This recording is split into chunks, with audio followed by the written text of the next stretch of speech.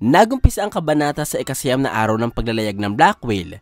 Makikita natin si Kanjidol o ang isa sa mga sundalo ni Benjamin na ikinukwento sa prinsipe at kay Balsimilko ang mga kaganapan sa loob ng silid ni Prince Luzurus bago magpatiwakal si Shikaku.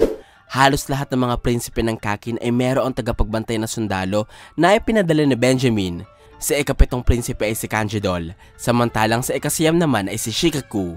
Pinagpalagay ni Kanjidol na ang abilidad ni Prince Hulkenberg ang dahilan sa naging huling aksyon ni Shikaku.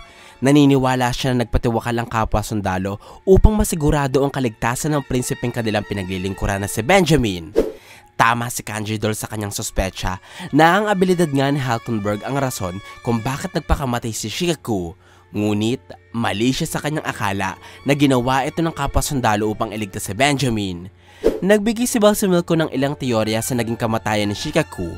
Isa sa mga paniniwalang ito ay ang kanyang opinyon na hindi maaaring gamitin ni Hulkenberg ang kanyang sariling ability at ang kakayahan ng kanyang Guardian Spirit Beast para paslangin ang kanyang mga kapatid dahil maaaring labag ito sa batas ng Succession Contest.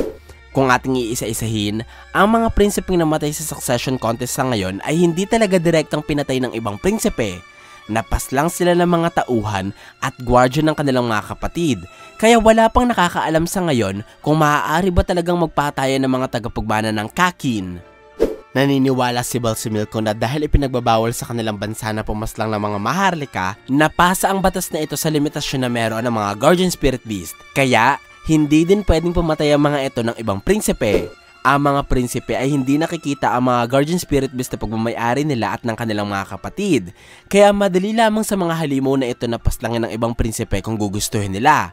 Subalit, maaaring tama nga ang teorya ni Balsimilko sa limitasyong meron ng mga Guardian Spirit Beast. Tinanong ni Kanjidol kung posible bang namanipula nila Hulkenberg si Shikaku. Sinagot siya ni Balsimilko sa pagkasabi na kung nangyari ito, bakit tuutusan nila Hulkenberg na paslangin ni Shikaku ang kanyang sarili? Bukod doon, manipulator din si Shikaku, kaya pwede niyang unahan sila Hulkenberg na kontrolin ng kanyang sarili para hindi mapasa ilalim sa kapangyarihan ng kanyang mga kalaban. Matatandaan na hindi naman talaga na manipula nila Hulkenberg si Shikaku. Ang pinakamalapit na paliwanag sa nangyari ay maaaring sinaniban ng guardian ni Hulkenberg ang katawan ni Shikaku. Sinabi ni Balsimilko kay Kanjidol na ang pinakasusi upang masagot nila ang misteryo sa pagpapatiwakal ni Shikaku ay konektado sa dahilan kung bakit nagpakamatay ang sundalo sa harapan ng silid ni Luzurus. Kaya, inutusin ng Master Sergeant si Kanjidol na alalahanin ang mga nangyari noong oras na iyon at kung ano ang ginagawa ng mga taong nasa loob ng Room 1007. Si Hulkenberg ang isa sa matalinong prinsipe sa Succession Contest, kaya kahit hindi pa ito bihasa sa paggamit ng Nen, siguradong mahihirapan si Kanjidol na madiskubre ang lihim na kakayahan ng ikasiyam na prinsipe. Ang sunod na eksenang ipinakita ay nangyari kinabukasan o ang ikasampung araw ng paglalayag ng barko. Naramdaman ni Benjamin at Balsimilko ang ikaapat na pagyinig ng aura mula kay Hulkenberg, kaya inalala nila ang kalagayan ni Vic. Ang sundalong inalagay nila sa silid ni Hulkenberg kapalit ni Shikaku. Maya-maya, narinig nila Benjamin ang boses ni Vic mula sa radio na konektado sa communicator na meron ito. Hindi masyadong maintindihan ang gustong sabihin ni Vic, pero may sinasabi ito tungkol sa hindi gumagana ang kanilang abilidad na hindi kayang pabagsakin si Hulkenberg at sinabi din ni Vic ang tungkol sa pana. Ang Nen ability ni Hulkenberg ay nagbibigay sa kanya ng pana at palaso para mapagana, kaya maaaring ito ang nakita ni Vic. Sumigaw ang guardian ng malakas at pagkatapos ay nawala na siya sa linya. Nakaramdam ng galit si Benjamin sa nangyayari sapagkat inakala niya na ang Nen ability ni Vic na may pangalang Tackle Shield ay kayang matapatan si Hulkenberg, pero mukhang minaliit nila ang kakayahan ng ikasiyam na prinsipe. Tiningnan ni Benjamin ang mga bituin sa kanyang palad. Nakita ng prinsipe ang bituin na nagsisimbolo sa abilidad ni Shikaku, nagpapakita na patay na ito. Samantalang wala pa ang bituin ng abilidad ni Vic, nangangahulugan na buhay pa ito. Si Benjamin ay mayroong ability na tinatawag na Benjamin Baton. Isa itong kakayahan na nagpapahintulot sa unang prinsipe na makuha ang abilidad ng mga namatay niyang sundalo at mapunta sa mga bituin na nasa kanyang palad. Kaya, nalalaman ni Benjamin kung namatay ba ang kanyang tauhan o buhay pa rin ito katulad ni Vic. Inisip ng unang prinsipe na ilipat ang owl ni Muse mula kay Camilla patungo sa guardian ni Hulkenberg. Pero pinayuhan siya ni Balsamilco na panatilihin itong nakabantay kay Camila sapagkat kaunti lamang din ang nalalaman nila sa abilidad ng ikalawang prinsesa at dapat din nila itong bantayan. Lalo pat napaslang ng walang hirap ni Camila si Muse. Si Camila ay nagtatigli ng isang napakamakapangyarihang Nine ability, kaya tama lamang ang desisyon nila Benjamin na panatilihing nakabantay ang secret window ni Muse sa babae hanggang sa maintindihan nila ang kakayahan nito. Tinanong ni Benjamin kung meron bang plano si Balsamilco. Sinabi ng Master Sergeant na dahil merong mga pagpaslang na nagaganap sa mababang palapag ng barko at dahil parang nakakaranas ng kanilang mga sundalo ng iba't ibang anomalies, maaari nilang gamitin itong rason upang ipaaresto si Hulkenberg bilang suspect sa mga nagaganap na krimen. Magpapahintulot ito kanila Benjamin na mailayo si Hulkenberg mula sa kanyang mga tauhan at pansamantalang mapigilan ito sa paggamit ng kanyang abilidad. Ang Nine ability ni Hulkenberg ay gumagana kapag napapaligiran siya ng kanyang mga tauhan, kaya ang ilayo ang prinsipe sa kanyang mga gwardya ay ang pinaka-epektibong estratehiya sa kasalukuyan. Dumating sa silid ng ikasyam na prinsipe ang 5 tauhan na nagmula sa Restricted Voyage Permit Agency, kabilang sa mga ito sila Steiner at Puchert, at inimbitahan nila si Hulkenberg upang litisin sa mga akusasyon laban sa prinsipe. Sila Puchert at Steiner ay maaaring ipinahiram sa Justice Bureau ng Kakin para magkaroon ng patas na paglilitis sa mga nasasakdal. Sinabi ni Balsamilco kay Benjamin na hindi makakausap ni Hulkenberg ang kanyang mga tauhan hanggat hindi pa natatapos ang paglilitis.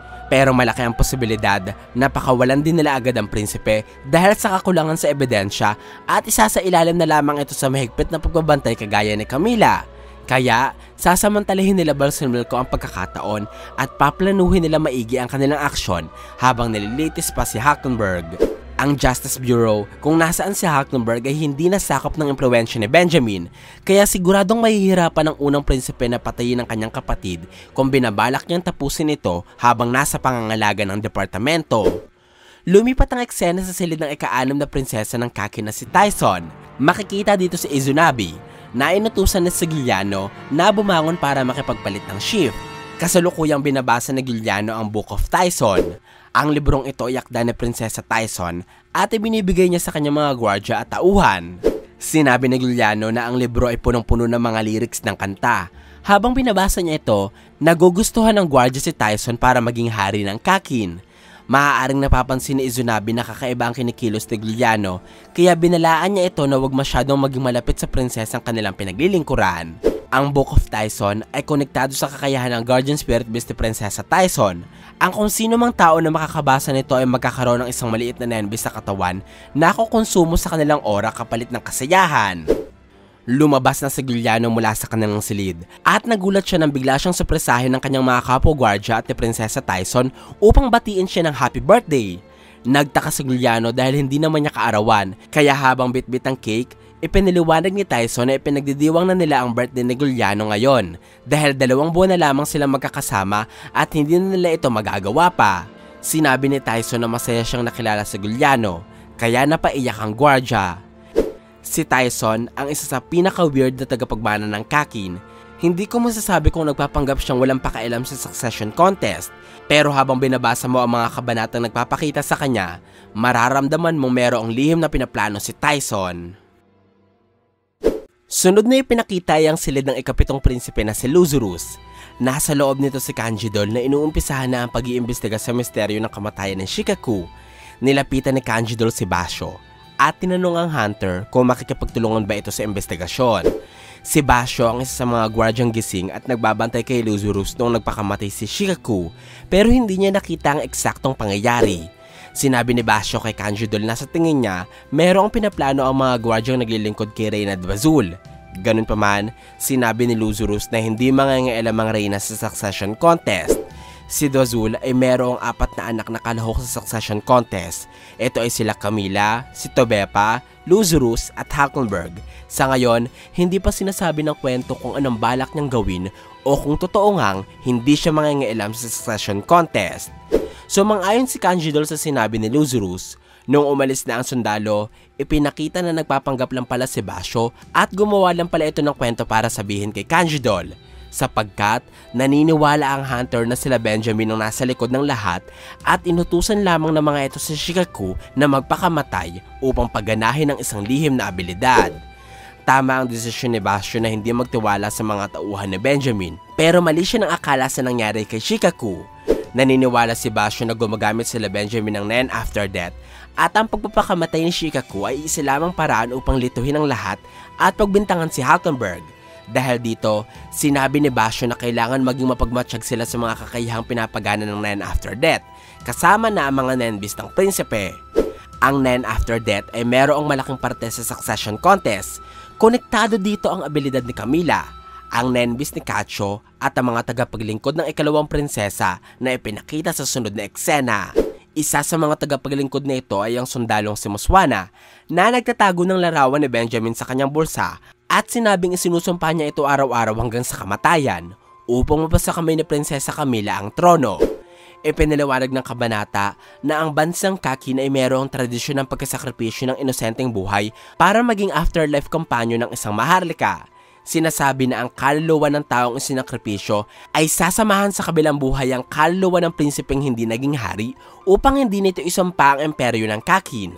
Tinuturing na karangalan sa iba ang tradisyong ito, pero ang mga afterlife companions na ginagawang sakripisyo ay pinipili mula sa mga taong kabilang sa pinakamababang antas ng lipunan na tinatawag na have-nots. Itinigil na ang tradisyon ng afterlife companion, pero ang sistema ng pagkakaroon ng mga have-nots ay nananatili pa rin. Kaya, dahil sa mababang tingin ng lipunan sa mga have-nots, hindi maaaring maglingkod sa mga public offices at sumali sa military ang mga have-nots. Ganun pa man, binago ni Camila ang paniniwalang ito sa pamamagitan ng pagpapahintulot sa mga have-nots na sumali sa kanyang personal army, pagbibigay sa mga ito ng tutuluyan, at pagkakalob sa mga have-nots ng parehong benepisyo na meron ng mga sundalo ng Kakin.